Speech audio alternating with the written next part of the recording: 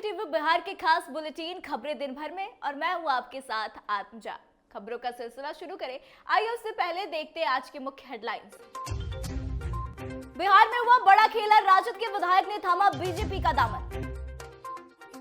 73 साल के हुए सीएम नीतीश, मोदी, योगी और शाह ने इस अंदाज में दी शुभकामनाएं।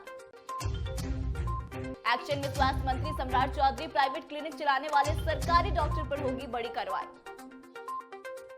भाजपा पर फिर बरसी राबड़ी देवी, पैसों के बल पर जबरदस्ती विधायकों को खरीद रही भाजपा। राजद विधायक ने दी नीतीश को नसीहत, गलत लोगों की संगत से दूर रहे सीएम नीतीश। विधानसभा में उठा अफसरशाही का मुद्दा, सरकार बोली जांच के बाद लिया जाएगा एक्शन। पीएम के बिहार आने पर राबड़ी देवी करेंगी बड़ी मांग, कहा अटल जी के सामने भी रखी थी अपनी बात। कैंडिडेट्स के चयन में जुट गई बिहार बीजेपी, 17 पर्यवेक्षक देंगे फीडबैक। बिहार सरकार से के पाठक की छुट्टी, नीतीश कुमार ने ले लिया बड़ा फैसला। सुशील मोदी ने की बड़ी मांग, राजभवन और शिक्षा विभाग में टकराव टालने के लिए तुरंत हस्तक्षेप करे सरकार। उत्तर प्रदेश की 7 लोकसभा सीटों पर चुनाव लड़ेगी ओवैसी की पार्टी, सभी मुस्लिम बहुल इलाके के उम्मीदवार उतारने का लिया गया है फैसला। अब खबरें विस्तार में। बड़ी खबर बिहार की राजनीति से सामने आ रही है, जहां कि फिर से एक बार राजद खेमे में खेला हो गया है और राजद के विधायक, भभुआ के विधायक जो है भरत बिंद, उन्होंने राजद का साथ छोड़कर बीजेपी का दामन थाम लिया है। बता दें कि अब तक कुल 7 विधायक जो है वो महागठबंधन का साथ छोड़कर बीजेपी का दामन थाम चुके हैं। इसी 7 विधायकों में एक यह भी विधायक शामिल है। तो ऐसे में अब देखने वाली बात यह है कि आने वाले समय में महागठबंधन में और कितनी बड़ी टूट होती है और कितने विधायक जो है वो राजद का साथ छोड़कर, या फिर यूं कहे कि महागठबंधन का साथ छोड़कर बीजेपी का दामन थामते हैं। बिहार के मुख्यमंत्री नीतीश कुमार का आज जन्मदिन है। वह 73 साल के हो गए हैं। ऐसे में जन्मदिन के मौके पर बधाई का भी सिलसिला शुरू हो गया है।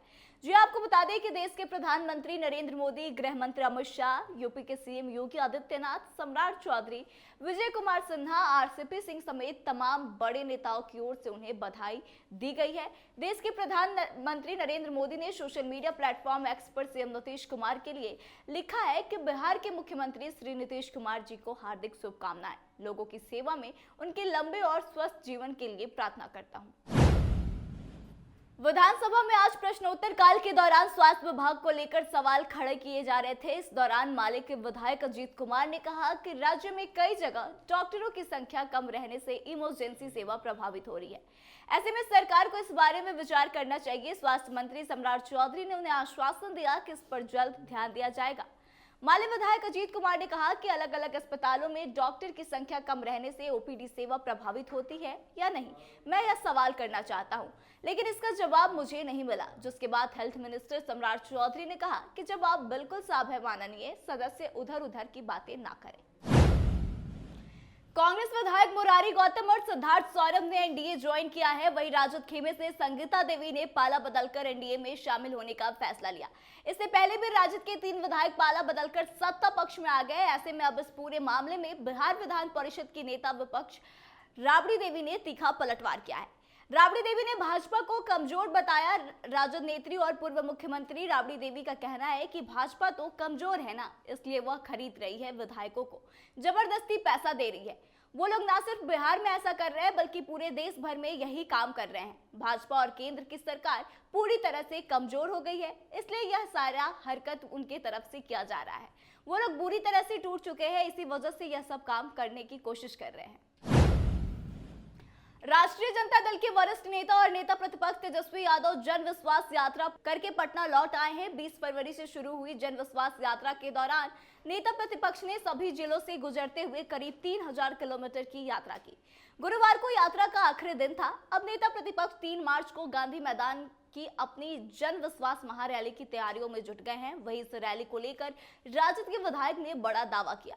उन्होंने कहा कि इस रैली में पुराने जितने भी सारे रिकॉर्ड हैं वह टूट जाएंगे। वहीं राजद विधायक ने सीएम नीतीश कुमार को उनके जन्मदिन के अवसर पर बधाई भी दी है और कहा है कि हम उनको बधाई देते हैं और उनके खुशहाल और स्वस्थ जीवन की कामना करते हैं, लेकिन उनको सलाह देते हुए कहना चाहते हैं कि वह गलत लोगों की संगत से दूर रहे।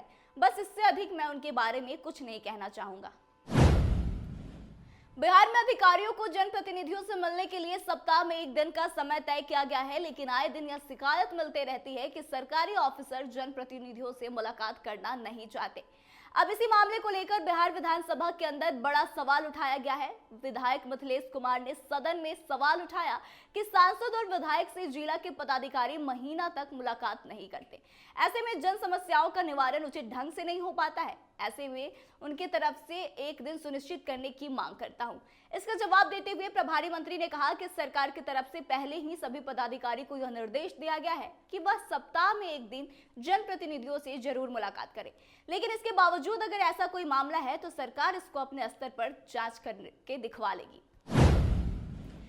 पीएम के आगमन से पहले बिहार विधान परिषद की नेता विपक्ष और बिहार के पूर्व मुख्यमंत्री राबड़ी देवी ने बड़ी मांग कर डाली है। जी हां, राबड़ी देवी ने कहा कि पीएम मोदी कल बिहार आ रहे हैं, यह तो काफी ज्यादा अच्छी बात है।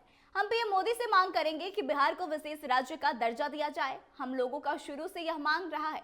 जब स्वर्गीय वाजपेयी जी थे तब हमने यह बात कही थी, लेकिन अभी तक पूरा नहीं हो पाया। अब मोदी जी आ रहे हैं तो उनसे भी यही मांग करती हूँ। इसके आगे राबड़ी देवी ने कहा कि उनके सामने गांधी मैदान में, जोगबनी में जाकर, गया में जाकर अटल बिहारी वाजपेयी जी से विशेष राज्य के दर्जे की मांग करी थी और अब यही मांग पीएम मोदी से कर रही हूँ, लेकिन देखिए कब तक पूरा होता है और अगर होता भी है या फिर नहीं होता है, इसमें कुछ कहा नहीं जा सकता। देश में अगले कुछ महीनों में लोकसभा का चुनाव होना है और इसको लेकर देश की तमाम राजनीतिक पार्टी अपने कैंडिडेट के नाम तय करने में पूरी तरह से जुट गई है। इसी कड़ी में देश की सबसे बड़ी राजनीतिक पार्टी इसको लेकर मंथन करने में जुट गई है। ऐसे में अब जो जानकारी निकलकर सामने आई है उसके अनुसार बिहार भाजपा उन संभावित दावेदारों की सूची तैयार करने में जुट गई है। इसके लिए पार्टी ने वरिष्ठ नेताओं को पर्यवेक्षक बनाया है।